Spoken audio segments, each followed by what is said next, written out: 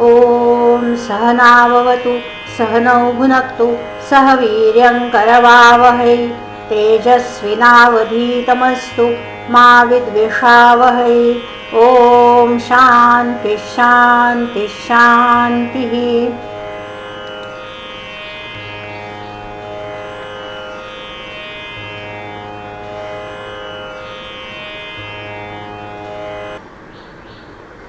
शाब्द ज्ञान, यह शब्द के अर्थ का ज्ञान होता है। शब्दों से अर्थ कैसे जाना जाता है, इसके लिए कई मार्गदर्शक शास्त्र उपलब्ध है। निरुक्त यह वेदांग है जिसमें वेदों के शब्दों का अर्थ कैसे जाना जाए इस विषय में मार्गदर्शन किया है। व्याकरण, न्याय और मीमांसा, इन दर्शनों में शब्दों के अर्थ के ज्ञान के लिए कई नियम बताए गए हैं। अलंकार शास्त्र अर्थात काव्य शास्त्र, इसमें कुछ अलग ढंग से शब्दों के अर्थों के बारे में विवेचन आता है। स्वर और व्यंजनों में विभाजित यह संस्कृत की प्राचीन वर्णमाला, इन वर्णों के समूह को शब्द कहा जाता है। वर्ण समाम्नायः शब्दः, वर्ण समूहः, वर्ण अथवा अक्षरों के समूह को पद, यह संज्ञा दी जाती है और इन पदों के समुदाय को वाक्य कहा जाता है। वाक्य के अर्थ के ज्ञान के लिए 5 कारण बताए गए हैं। पहला कारण है पद ज्ञान, दूसरा है पदजन्य पदार्थोपस्थिति। पदजन्य अर्थात पद से उत्पन्न, पदार्थोपस्थिति, इनमें 3 पद है, पद, अर्थ और उपस्थिति। उपस्थिति इसका अर्थ है ज्ञान, पदार्थोपस्थिति इसका अर्थ है पदों के अर्थों का ज्ञान। पदजन्य पदार्थोपस्थिति अर्थात पद से उत्पन्न पद के अर्थों का ज्ञान। तीसरा उपाय है आकांक्षा, चौथा है योग्यता और 5वां है सन्निधि। पद के श्रवण से पद विषयक प्रत्यक्ष हो जाता है। पद का यह प्रत्यक्ष पद के अर्थ का स्मरण करा देता है, अर्थात पद श्रवण पदार्थोपस्थिति का उद्बोधक है। वर्ण समूहा पदम, यह पद की परिभाषा तो है, लेकिन इससे भी समुचित परिभाषा शक्तम पदम यह है। केवल वर्ण समूह, इसे अगर पद कहा जाए तो क च ट त प ऐसा उच्चार भी पद की संज्ञा प्राप्त करेगा, लेकिन इससे कोई अर्थबोध नहीं होता है। इसलिए पद की परिभाषा शक्तम पदम यह की गई है। जिस अक्षर समूह से अर्थ का बोध होता हो उसे पद कहते हैं। जिस कारण पद से अर्थ का बोध होता है उसे पद की शक्ति कहा जाता है। शक्ति का ही अर्थ वृत्ति है। शाब्द बोध हेतु पदार्थोपस्थिति अनुकूलः पदार्थ संबंधः वृत्तिः। शाब्द बोध हेतु, इसमें 3 पद है, शाब्द, बोध और हेतु। शाब्द शब्द से प्राप्त अर्थ, बोध ज्ञान, हेतु कारण, शब्दार्थ ज्ञान का कारण। पदार्थोपस्थिति अनुकूलः, इसमें 4 पद है, पद, अर्थ, उपस्थिति और अनुकूल। पद के अर्थ की उपस्थिति, उपस्थिति इसका अर्थ है ज्ञान, अनुकूल अर्थात सहायक, पद के अर्थ के ज्ञान के लिए सहायक। पदार्थ संबंध, पद और अर्थ इनका संबंध, इसे वृत्ति कहते हैं। दोहराती हूँ, शाब्द बोध हेतु शाब्द ज्ञान का कारण, शब्दार्थ ज्ञान का कारण, पद के अर्थ के ज्ञान के लिए सहायक, पद और अर्थ का संबंध, इसे वृत्ति कहते हैं। पदों से अर्थ का ज्ञान होने के लिए 3 वृत्तियां बताई गई है, अभिधा, लक्षणा और व्यंजना। इनमें अभिधा यही प्रधान वृत्ति है। लक्षणा और व्यंजना अभिधा पर ही आधारित है। अभिधा ही प्रधान होने के कारण अभिधा से जो अर्थबोध होता है उस अर्थ को ही मुख्यार्थ कहा जाता है। अभिधा, इसे ही पद की शक्ति कहा जाता है, इसलिए इस मुख्यार्थ को शक्यार्थ भी कहा जाता है, वाच्यार्थ भी कहा जाता है और साक्षात संकेतित अर्थ यह भी कहा जाता है। जिस शब्द से इस वाच्यार्थ का बोध होता है उस शब्द को वाचक शब्द कहते हैं। लक्षणावृत्ति से जो अर्थ समझता है उसे लक्ष्यार्थ कहते हैं। जिस शब्द से लक्ष्यार्थ का बोध होता हो उस शब्द को लाक्षणिक अथवा लक्षक शब्द कहा जाता है। व्यंजना व्यापार से व्यंग्यार्थ का बोध होता है। जिस शब्द से व्यंग्यार्थ का बोध होता है उस शब्द को व्यंजक शब्द यह संज्ञा दी जाती है। इस पद से यह अर्थ हम जाने इस प्रकार का जो संकेत होता है वही शक्ति होती है। अस्मात् पदात् अयम अर्थो बोद्धव्यः इति ईश्वर संकेतः शक्ति। इस पद से यह अर्थ जाना जाए इस प्रकार का ईश्वर का संकेत उसे शक्ति कहा गया है। जब भाषा अत्यंत प्राचीन होती है तब सबसे पहले भाषा कहाँ से उत्पन्न हुई, किसने किस पद का कौन सा अर्थ तय किया, यह जानना असंभव होता है। इसलिए ईश्वर पद का प्रयोग किया जाता है। लेकिन भाषा तो प्रवाही होती है। भाषा में अनेक शब्द सम्मिलित होते हैं, अनेक शब्दों के विविध अर्थ सम्मिलित होते जाते हैं। इसलिए अगर हमने कहा कि ईश्वर का संकेत, तो भाषा में इस प्रकार का बदलाव असंभव हो जाएगा। इसलिए नव्य नैयायिकों ने लौकिक संकेत को भी शक्ति ही माना है।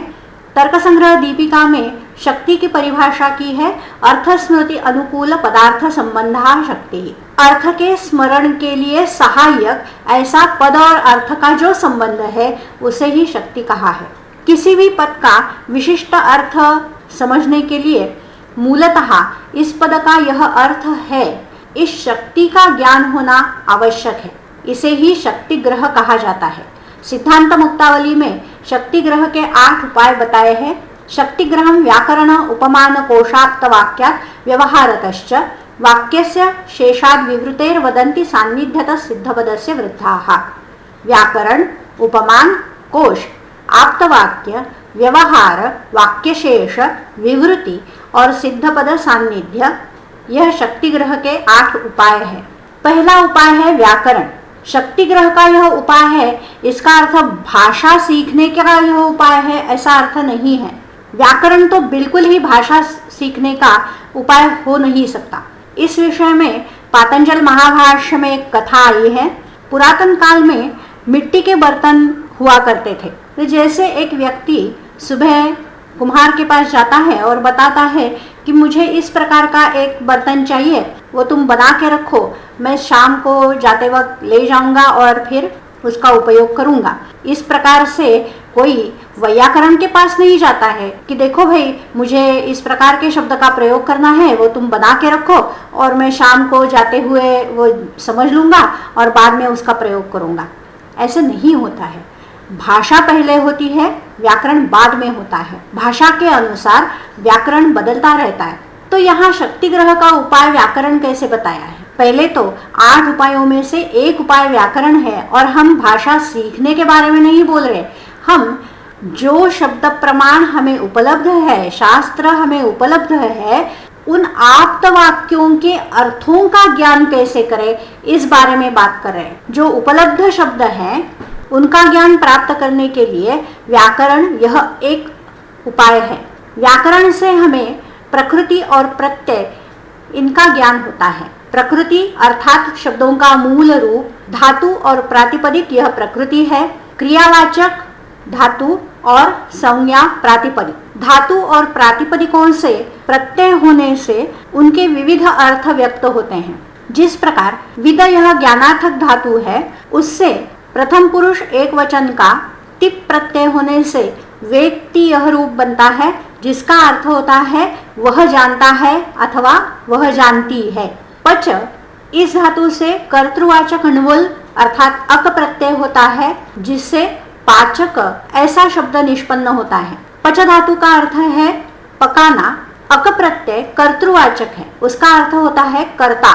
इसलिए पाचक इस शब्द का अर्थ हुआ पकाने की क्रिया करने वाला। देव इस प्रातिपदिक से सप्तमी एक वचन का नी प्रत्यय होता है और देवे यह शब्द निष्पन्न होता है। नी प्रत्यय का अर्थ है आश्रय अथवा अधिकरण। इसलिए देवे इस शब्द का अर्थ देव के आश्रय से। कोई भी शास्त्र ग्रंथ पढ़ते हुए पहले शब्दों के संधि का विग्रह करना है, समास का विग्रह करना है, उसके बाद प्रकृति और प्रत्यय का विग्रह करके हम शब्दों के अर्थ का ग्रहण कर सकते हैं। शक्ति ग्रह का दूसरा उपाय है उपमान। उपमान यह विविध शास्त्रों में प्रमाण के रूप में बताया गया है। यह प्रमाण सादृश्य ज्ञान पे आधारित है। अगर कोई व्यक्ति कभी वन में नहीं गया हो और उसने कभी भी वन्य बैल ना देखा हो, तो उसे, जिसने वन्य बैल देखा है, वह व्यक्ति कहता है गो सदृशः गवयः। गो यह उभयलिंगी पद है। इसका अर्थ गाय भी हो सकता है और बैल भी हो सकता है, लेकिन यहाँ गवयः यह पुल्लिंगी शब्द है, इसलिए यहाँ बैल यही अर्थ उचित है। और गो सदृशः गवयः इसका अर्थ बैल के सदृश वन्य बैल होता है, यह है। फिर वह व्यक्ति कभी वन में गई और उसने वन्य बैल देखा, तो उसे गो सदृशः गवयः इस वाक्य का स्मरण होता है। सामने वाला पशु बैल के सदृश दिखता है, इसलिए यही वन्य बैल है। इस प्रकार से उसे गवय इस पद का शक्ति ग्रह हो गया। शक्ति ग्रह का तीसरा उपाय है कोश। कोश में पदों के विविध अर्थ दिए जाते हैं, उस अर्थों के सूक्ष्म भेद बताए जाते हैं और शब्दों के पर्याय भी बताए जाते हैं। अगर हमें किसी शब्द के अर्थ का ज्ञान नहीं हो तो हम कोश के सहायता से उसके अर्थ का ज्ञान करा सकते हैं। निघंटु यह सबसे प्राचीन ज्ञात शब्दकोश है। वेदों के शब्दों का चयन निघंटु में किया है। इसी निघंटु पे यास्काचार्य ने निरुक्त लिखा है। इसमें शब्दों की व्युत्पत्ति, प्रकृति, प्रत्यय, समुदित शब्दों के अर्थ, इन सभी का विवरण आता है। शक्ति ग्रह का चौथा उपाय है आप्तवाक्य। व्याकरण हमें शब्दों के प्रकृति प्रत्यय द्वारा शक्ति ग्रह करा देता है, लेकिन सभी शब्दों में प्रकृति प्रत्यय द्वारा शक्ति ग्रह नहीं हो सकता। कई शब्द ऐसे होते हैं कि जिनमें प्रकृति प्रत्यय के अर्थों का अन्वय नहीं होता है। जिस प्रकार से गौ यह शब्द है, इसमें गतिवाचक धातु है, लेकिन गतिवाचक धातु का गौ के गाय अथवा पृथ्वी इस अर्थ से कोई भी अन्वय नहीं है। गौ इसका अर्थ गाय यह होता है, यह हमें प्रकृति प्रत्यय से, व्याकरण से नहीं समझ सकता। ऐसे कई शब्द हैं जिनका अर्थ हम आप्तों से सुनते हैं और मान लेते हैं। यहाँ यह आवश्यक नहीं कि आप्त कोई विद्वान, परीक्षण करके व्यवहार करने वाला ऐसा हो। जो निस्वार्थ व्यक्ति हमारी हितचिंतक हो, उसे भी लौकिक आप्त कहा जाता है। जिस प्रकार से हमारे माता पिता, मित्र, इनसे हम शब्दों के अर्थ का ज्ञान करा सकते हैं। यह शब्द रूढ़ी से अर्थ का बोध कराते हैं, इसलिए इन्हें रूढ़ शब्द कहा जाता है और इस अर्थ को रूढ़ार्थ कहा जाता है। शक्ति ग्रह का पांचवा उपाय है व्यवहार। भाषा सीखने के लिए यह सबसे उत्कृष्ट उपाय है। व्यवहार का अर्थ है ज्ञानजनक शब्द प्रयोग। दैनंदिन व्यवहार में कई शब्दों का प्रयोग होता है। उन शब्दों से प्रेरणा मिलती है, उस प्रेरणा के अनुसार कृतियां की जाती हैं। जिस प्रकार कोई कहता है कि पानी ले आओ, इन शब्दों के सुनने के पश्चात वह व्यक्ति किसी पात्र में पानी भर के ले आती है, तो जिसे पानी ले आना इन शब्दों के शक्ति का ज्ञान नहीं है, उसे उस कृति के कारण यह समझ में आता है कि पानी यह विशिष्ट द्रव पदार्थ और ले आना यह कृति, इन शब्दों का अर्थ है। शक्ति ग्रह का छठा उपाय है वाक्य शेष। भाषाओं में कई अनेकार्थी शब्द होते हैं। वाक्य में ऐसे शब्द का अगर प्रयोग होता हो तो यह प्रश्न उपस्थित होता है कि यहाँ कौन सा अर्थ लिया जाए। इसका निर्णय उस वाक्य में जो अन्य पद होते हैं उनके संदर्भ से किया जा सकता है। जैसे कि नीलकंठ की उपासना करनी चाहिए, इस वाक्य में नीलकंठ यह पद है। नीलकंठ का एक अर्थ तो होता है मोर और दूसरा अर्थ होता है शिवशंकर। मोर का तो कंठ नीला है ही, शिवशंकर कर्पूर गौर वर्ण के हैं, लेकिन समुद्र मंथन से उत्पन्न हालाहल का धारण करने के कारण उनका कंठ नीला हो गया है, इसलिए उन्हें भी नीलकंठ कहा जाता है। तो यहाँ प्रश्न उपस्थित होता है नीलकंठ इसका कौन सा अर्थ ले। वाक्य में आगे कहा है उपासना करनी चाहिए, तो उपासना इस शब्द के कारण यह निश्चित हुआ कि मोर यह अर्थ नहीं ले सकते, यहाँ शंकर यही अर्थ होता है। इस प्रकार वाक्य शेष से नीलकंठ इस शब्द के शक्ति का ज्ञान हो गया। शक्ति ग्रह का 7वां उपाय है विवृति। शास्त्रों की रचना सूत्र रूप में की जाती है। सूत्र का अर्थ है संक्षेप। उस सूत्र का अर्थ समझने के लिए विवृति लिखी जाती है। कई विद्वानों ने हमारे शास्त्रों पर कई प्रकार की विवृतियां लिखी है। विवृति में पदों के अर्थ का ही वर्णन आता है ऐसे नहीं है। कई विवृतियों में तो पदों के अर्थ के साथ साथ अन्य भी विवरण किया जाता है। उसी विषय के अन्य संदर्भ भी दिए जाते हैं। अनेक मतों का विचार किया जाता है, तर्क किया जाता है और निर्णय भी किया जाता है। इस प्रकार की विवृति को भाष्य कहते हैं। वेद, उपवेद, दर्शन, विद्या, कला, इन शास्त्रों पे कई विवृतियां लिखी गई है। शास्त्रों का अर्थ जानने के लिए यह विवृतियां अत्यंत सहायक होती है। शक्ति ग्रह का 8वां उपाय है सिद्ध पद सान्निध्य। सिद्ध अर्थात ज्ञात। जिस पद का अर्थ हमें ज्ञात है उस पद के सान्निध्य में अगर कोई अज्ञात अर्थ पद बोला गया हो तो उस अज्ञात अर्थ पद का शक्ति ग्रह ज्ञात अर्थ पदों के सहाय से होता है। अगर कोई एक व्यक्ति है जिसे कोकिल यह कौन सा पक्षी है यह ज्ञात नहीं है, उसे अगर कहा जाए आम्र वृक्षे कोकिलः मधुरं कूजति, आम्र वृक्ष तो ज्ञात है और पक्षी का कूजन भी ज्ञात है, तो जो पक्षी आम्र वृक्ष पे कूजन कर रहा है वह कोकिल शब्द का अर्थ है। इस प्रकार का ज्ञान होता है। शब्द की दूसरी वृत्ति है लक्षणा। कई बार ऐसे होता है कि अभिधा वृत्ति से जो साक्षात संकेतित अर्थ ज्ञात होता है वह अनुपपन्न हो जाता है। अनुपपन्न अर्थात अयोग्य अथवा असंगत। वह अर्थ या तो प्रमाणों से बाधित होता है या उसका अन्वय नहीं हो पाता है। तात्पर्य अर्थात शब्दों से समझ में आने वाला शब्द का अभिप्रेत अर्थ। इस तात्पर्य की अनुपपत्ति यह लक्षणा का हेतु है।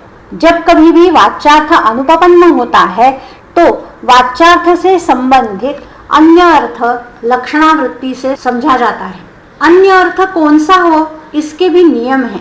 मुझे यह अर्थ लगता है इसलिए इस शब्द का यह अर्थ होना चाहिए, इस प्रकार से काम नहीं होता है। लक्षणा यह संबंध है। किससे? शक्यार्थ से। लक्षणा शक्य संबंधः। शक्यार्थ से संबंध होना चाहिए, उस संबंध को लक्षणा कहते हैं। शक्यार्थ से संबंधित अर्थ, उस अर्थ को लक्ष्यार्थ कहते हैं। अलंकार शास्त्र के काव्य प्रकाश ग्रंथ में लक्षणा के विषय में कहा है, मुख्यार्थवाद है तद योगे रूढ़ितोऽथ प्रयोजनात् अन्योर्थो लक्ष्यते यत् सा लक्षणा आरोपिता क्रिया। मुख्य अर्थ का बाध होने से, मुख्य अर्थ से संबंधित होने से, रूढ़ी के कारण अथवा किसी प्रयोजन से जो अन्य अर्थ किया जाता है उसे लक्षणा कहते हैं। लक्षणा यह शब्द का स्वाभाविक व्यापार नहीं है। शब्द का स्वाभाविक व्यापार तो अभिधा है। लक्षणा यह शब्द का अस्वाभाविक व्यापार है, इसलिए उसे आरोपिता क्रिया ऐसे कहा गया है। काव्य शास्त्र में लक्षणा के कई प्रकार बताए गए हैं, उनमें से 2 इसी श्लोक में है। रूढ़ी के कारण जो लक्षणा होती है उसे रूढ़ा लक्षणा कहते हैं और किसी प्रयोजनवश जो लक्षणा होती है उसे प्रयोजनवती लक्षणा कहते हैं। रूढ़ा लक्षणा, इसका दृष्टांत है कुशल। कुश एक प्रकार का गवत है, उसे तोड़ने वाला, ऐसे इस शब्द का वाच्यार्थ है। लेकिन रूढ़ार्थ निपुण यह होता है। किसी प्रयोजन के कारण जो लक्षणा की जाती है उसे प्रयोजनवती लक्षणा कहते हैं। सिंहः माणवकः, यह प्रयोजनवती लक्षणा का दृष्टांत है। माणवक, इसे सिंह कहा गया है। माणवक के शौर्य, आधिपत्य, इन गुणों को दर्शाना यह प्रयोजन है, इसलिए सिंह शब्द का लक्ष्यार्थ माणवक किया गया है, इसलिए इसे प्रयोजनवती लक्षणा कहते हैं। वाक्यपदीय यह व्याकरण दर्शन का ग्रंथ है, जहाँ 5 लक्षणा निमित्त बताए हैं और उनके अनुसार लक्षणा के 5 प्रकार बताए हैं। अभिधेयेन संबंधात सादृश्यात समवायतः वैपरीत्यात क्रियायोगात लक्षणा पंचधा मता। अभिधेय अभिधा से प्राप्त अर्थ, उस अर्थ से संबंध होने के कारण, अभिधेय से सादृश्य होने के कारण, अभिधेय से समवाय होने के कारण, अभिधेय से वैपरीत्य होने के कारण और अभिधेय से क्रियायोग होने के कारण 5 प्रकार की लक्षणा होती है। पहला लक्षणा निमित्त है संबंध। कई प्रकार के संबंध होते हैं। एक तो है संयोग संबंध अथवा जिसे सामीप्य कहा जाता है। इसका दृष्टांत है गंगायाम घोषः। गंगा इस शब्द का वाच्यार्थ है प्रवाह, उससे सप्तमी का प्रत्यय हुआ है और अर्थ निष्पन्न होता है प्रवाह के ऊपर। घोष इसका अर्थ है गौशाला, तो वाक्य का अर्थ हुआ गंगा के प्रवाह के ऊपर गौशाला है। यह अर्थ तो प्रमाणों से बाधित है। प्रवाह के ऊपर गौशाला का निर्माण नहीं हो सकता है। इस प्रकार से वाच्यार्थ अनुपपन्न होने के कारण गंगा शब्द से लक्ष्यार्थ लिया जाता है। प्रवाह इससे संयोग संबंध से तीर संबंधित है, इसलिए गंगा पद का गंगा तीर यह अर्थ किया जाता है। गंगा तीर पे गौशाला है। कार्य कारण भाव यह भी संबंध है। घृतम आयु यह इसका दृष्टांत है। घृत आयु है। आयु इसका अर्थ है चेतनानुवृत्ति। घृत इस शब्द का चेतनानुवृत्ति यह वाच्यार्थ नहीं हो सकता है। घृत अलग पदार्थ है और चेतनानुवृत्ति अलग पदार्थ है, लेकिन घृत यह आयु का कारण होता है। इस कार्य कारण भाव संबंध से घृत का लक्ष्यार्थ आयु किया जाता है। इस प्रकार के कई संबंध है। स्वस्वामी भाव संबंध, आधाराधेय भाव संबंध, अंगांगी भाव संबंध। किसी न किसी संबंध से शक्यार्थ से संबंधित लक्ष्यार्थ किया जाता है। दूसरा लक्षण निमित्त है सादृश्य। इसका दृष्टांत है सिंहः माणवकः। हमने यही दृष्टांत प्रयोजनवती लक्षणा का भी देखा है। भेद का कारण अलग अलग होने के कारण वही दृष्टांत दोहराए जाते हैं। सिंहः माणवकः, इसमें सिंह के बाह्य रूप का मानवक से कोई सादृश्य नहीं है। सिंह के क्रूरता, शौर्य इत्यादि जो गुण है वह मानवक में भी है। इस प्रकार का गुण सादृश्य होने के कारण मानवक को सिंह संज्ञा दी जाती है और सिंह शब्द का मानवक यह अर्थ किया जाता है। तीसरा लक्षणा निमित्त है समवाय, जिसका अर्थ है साहचर्य। कुंताः प्रविशन्ति। कुंत यह शस्त्र विशेष है, भाला।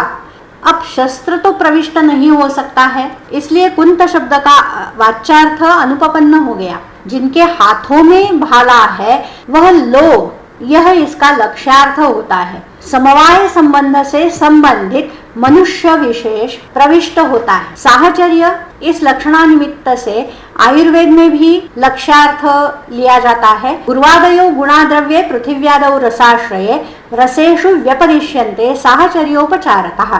गुर्वादि गुण द्रव्यों के होते हैं। जिस द्रव्य में रस समवाय संबंध से रहता है उसी द्रव्य में गुर्वादि गुण भी समवाय संबंध से रहते हैं। इस समवाय साहचर्य के उपचार से, लक्षणा से, उपचार अर्थात संबंध, लक्षणा संबंध, साहचर्य इस संबंध के कारण द्रव्यों के गुणों का रसों पे व्यपदेश किया जाता है। व्यपदेश आरोप, गुण तो द्रव्य के हैं और बताए जाते हैं रसों के हैं, तो रसों पे द्रव्य के गुणों का आरोप किया जाता है। इसलिए जब ऐसा कहा जाता है कि रस के गुण है, यहाँ रस का लक्ष्यार्थ रस समवेत द्रव्य ऐसा होता है। चौथा लक्षणा निमित्त है वैपरीत्य। जब हम कहते हैं कि बहुत उपकार हो गया, अब बस, यहाँ उपकार शब्द से विपरीत अर्थ अभिप्रेत है अपकार। पांचवा लक्षणा निमित्त है क्रियायोग, क्रिया से संबंधित। घृतम आयु, यहाँ घृत का आयु से क्रिया रूप संबंध है। घृत के कारण आयु प्राप्त हो सकता है, इसलिए घृत को ही आयु कहा है। इसी प्रकार से चरक संहिता में भी ओज के कारण आयु की प्राप्ति होती है, इसलिए ओज को ही धारी संज्ञा दी गई है। न्याय शास्त्र में लक्षणा के केवल लक्षणा और लक्षित लक्षणा ऐसे 2 प्रकार बताए हैं। केवल लक्षणा के पुनः 3 उप प्रकार होते हैं। जहत लक्षणा, अजहत लक्षणा और जहद अजहत लक्षणा। अलंकार शास्त्र में केवल लक्षणा को ही शुद्धा लक्षणा कहा है, लक्षित लक्षणा गौणी लक्षणा, जहत लक्षणा को लक्षण लक्षणा कहा है और अजहत लक्षणा को उपादान लक्षणा कहा है। पहला प्रकार केवल लक्षणा, इसका उपप्रकार है जहती लक्षणा। जहती, इसमें हा धातु है। हा धातु का अर्थ है त्याग करना। किसका त्याग होता है? वाच्यार्थ का त्याग होता है। ऐसी लक्षणा जिसमें वाच्यार्थ का पूर्ण रूप से त्याग होता है और अन्य अर्थ का ही ग्रहण होता है, उस वृत्ति को जहल लक्षणा कहते हैं। यत्र वाच्यार्थस्य अन्वय अभावः, वाच्यार्थ के अन्वय का जहाँ अभाव होता है वहाँ जहल लक्षणा होती है। शक्यार्थ परित्यागेन, शक्यार्थ का पूर्णतया त्याग करते हुए तत्संबंधी अर्थांतरे वृत्ति ही, शक्यार्थ से संबंधित अन्य अर्थ का ग्रहण, उसे जहल लक्षणा कहते हैं। इसका दृष्टांत है गंगायाम घोषः।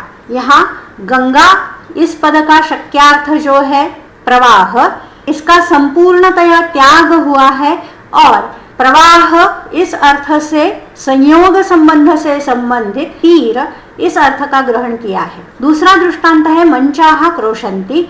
मंच, इसका अर्थ है खटिया। अब खटिया आक्रोश नहीं कर सकती है, इसलिए मंच के खटिया इस अर्थ का पूर्ण त्याग किया जाता है और मंच पे आधाराधेय भाव से संबंधित जो बालक, उसका ग्रहण किया जाता है और बालक आक्रोश करता है, यह अर्थ लिया जाता है। दूसरा प्रकार है अजहती लक्षणा, न छोड़ने वाली लक्षणा, अर्थात वाच्यार्थ का त्याग किए बिना जो लक्षणा की जाती है उसे अजहती लक्षणा कहते हैं। यत्र वाच्यार्थस्य अपि अन्वयः, जहाँ वाच्यार्थ का भी अन्वय होता है और अन्य अर्थ लिया जाता है। शक्यार्थ अपरित्यागेन, शक्यार्थ का त्याग किए बिना शक्यार्थ का संबंधित अन्य अर्थ किया जाता है, उसे अजहल लक्षणा कहते हैं। दृष्टांत है क्षत्रिणः गच्छन्ति, हाथों में छतरी लिए हुए लोग जा रहे हैं। तपते धूप में या बारिश में कई लोग छतरी लेके जाते हैं, इसलिए प्रयोग किया जाता है क्षत्रिणः गच्छन्ति। जन समुदाय में जिनके पास छतरी ना हो उनका भी बोध इस वाक्य से होता है। यहाँ जो छतरी धारी है उनका भी ग्रहण किया जाता है और जिनके हाथों में छतरी नहीं है उनका भी लक्षार्थ से ग्रहण किया जाता है। दूसरा दृष्टांत है काकेभ्यो दधि रक्षताम्, अच्छे से दही जमाया हुआ है तो कौवे आ जाएंगे तो वो खा जाएंगे, इसलिए कौवों से दही का रक्षण करें। तो यहाँ सिर्फ कौवों से थोड़ी ना दही का रक्षण किया जाता है। अगर कोई बिल्ली आ जाए, कुत्ता आ जाए तो उन्हें क्या खाने दिया जाएगा? तो काकेभ्यः इस पद से कौवों का भी ग्रहण होता है और तत्समान दही खाने के लिए जो भी प्रवृत्त होने वाला पशु पक्षी या मानव हो उनसे भी दही का रक्षण करना अभिप्रेत है। तीसरा प्रकार है जहद अजहती लक्षणा, छोड़ने वाली भी और ना छोड़ने वाली भी। वाच्यार्थ के एक अंश का त्याग किया जाता है, वाच्य एकदेश त्यागेन एकदेश अन्वयः, और अन्य विभाग का अन्वय किया जाता है। इसका दृष्टांत है सहा अयम देवदत्तः। हमने कोई बालक देखा है 14-15 साल पहले जिसका नाम देवदत्त है, सहा देवदत्तः, वह देवदत्त। और अब 15 साल बाद वही हमारे सामने है तो यह देवदत्त है। वो जो देखा हुआ देवदत्त है उससे यह देवदत्त अन्य काल में अन्य प्रदेश में हमसे मिला है। विशिष्ट देश काल युक्त विशिष्ट पिंड, इसमें से विशिष्ट देश काल युक्तत्व इस अंश का त्याग किया जाता है और विशिष्ट पिंड इसी अर्थ का अन्वय किया जाता है। वेदांत का महावाक्य तत्वम असि, यह जहद अजहल लक्षणा का दृष्टांत है। तत् अर्थात सत्य ज्ञान अनंत ब्रह्म जो नित्य है, व्यापक है, सर्वज्ञ है। त्वम, यह जीव बोधक शब्द है। जीव अव्यापक, अनित्य, असर्वज्ञ है, इनमें तादात्म्य नहीं हो सकता है, इसलिए व्यापक, नित्य, सर्वज्ञ इस अंश का त्याग किया जाता है।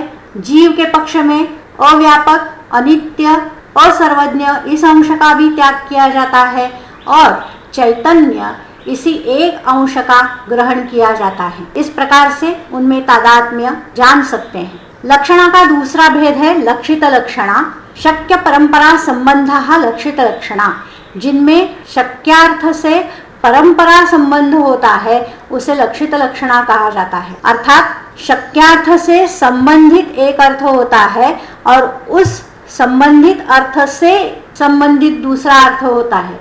इस प्रकार से परंपरा हो गई और यह परंपरा प्राप्त लक्ष्यार्थ होता है। इसका दृष्टांत है द्विरेफः रौति। द्विरेफ आवाज कर रहा है। द्विरेफ इसका शक्यार्थ होता है दो र वर्ण। र वर्ण आवाज नहीं कर सकते हैं, तो शक्यार्थ से दूसरा अर्थ होता है जिस पद में दो र वर्ण है। ऐसा पद है भ्रमर। भ के बाद भी एक र वर्ण है और अंत में भी एक र वर्ण है। दो र वर्णों से युक्त पद। इस प्रकार द्विरेफ से दो र वर्ण यह शक्यार्थ हो गया। उस शक्यार्थ का लक्ष्यार्थ हो गया दो र वर्णों से युक्त पद। वह पद है भ्रमर। इसलिए द्विरेफ इसका परंपरा से लक्ष्यार्थ हो गया भ्रमर और यह वाक्य उपपन्न हो गया भ्रमर गुनगुनाता है। आलंकारिकों ने गौणी लक्षणा बताई है जिसका लक्षित लक्षणा में ही समावेश होता है। गौणी लक्षणा के उन्होंने दो प्रकार किए हैं, सारोपा और साध्यवसानिका। गुण से संबंधित इसलिए गौणी। सिंह मानवकः, इसमें मानवक का सिंह के रूप से कोई अन्वय नहीं है। मानवक का सिंह से संबंध सिंह के गुणों के कारण होता है। तो सिंह इस पद का शक्यार्थ है विशिष्ट पशु। उस पशु का संबंध उसके गुणों से है। इस प्रकार सिंह का परंपरा से लक्ष्यार्थ गुण विशेष यह होता है और गुण विशेष का मानवक यह अर्थ हो सकता है। यहाँ सिंह और मानवकः यह उपमान और उपमेय दोनों पदों का उच्चार किया है। इसे सारोपा लक्षणा कहते हैं। और वही मानवकः आगतः इसकी जगह सिंह आगतः ऐसा अगर प्रयोग होता है तो यहाँ उपमान और उपमेय दोनों का एकीकृत उच्चार किया है, इसलिए इसे साध्यवसानिका लक्षणा कहते हैं। शब्द का तीसरा व्यापार है व्यंजना। यह तो काव्य शास्त्र का प्रांत है। काव्य शास्त्र में शब्दों के छिपे हुए अर्थ का बहुत महत्व होता है। इस गूढ़ अर्थ को काव्य शास्त्र में ध्वनि ऐसी संज्ञा दी जाती है और जिस काव्य से ध्वनि प्रतीत होता है वह काव्य श्रेष्ठ काव्य माना जाता है और यह गूढ़ार्थ व्यंजना व्यापार से व्यक्त होता है। हम शास्त्रों की बात कर रहे हैं इसलिए व्यंजना व्यापार का अधिक विवेचन उपयुक्त नहीं है। संक्षेप से व्यंजना के दो प्रकार हम जान लेंगे, शाब्दी व्यंजना और आर्थी व्यंजना। शाब्दी व्यंजना इसका दृष्टांत है महाभारत युद्ध से पहले कृष्ण संधि के लिए कौरवों के पास जा रहा था। युद्ध ना हो इसलिए संधि किया जाता है। तब भीम ने यह कहा, जाओ जाओ तुम संधि कर लो, मुझे बिल्कुल ही दुर्योधन को हराना नहीं है। दुशासन का वक्षस्थल फाड़ के उसका रक्त नहीं पीना है, जाओ तुम संधि कर लो। यहाँ व्यंग्यार्थ प्राप्त होता है कि भीम यह बोल रहा है कि मुझे दुर्योधन को हराना है, उसका उरुभंग करना है, दुशासन का वक्षस्थल चीर फाड़ के उसका शोणित पीना है, तुम बिल्कुल संधि मत करो।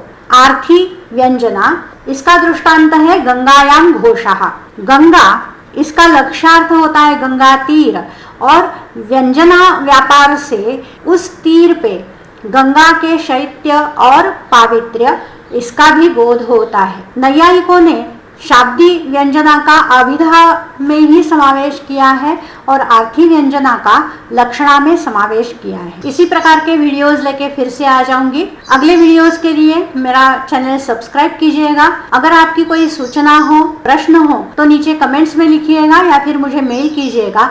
मेरा मेल आईडी है amruta.kratu@gmail.com। धन्यवाद।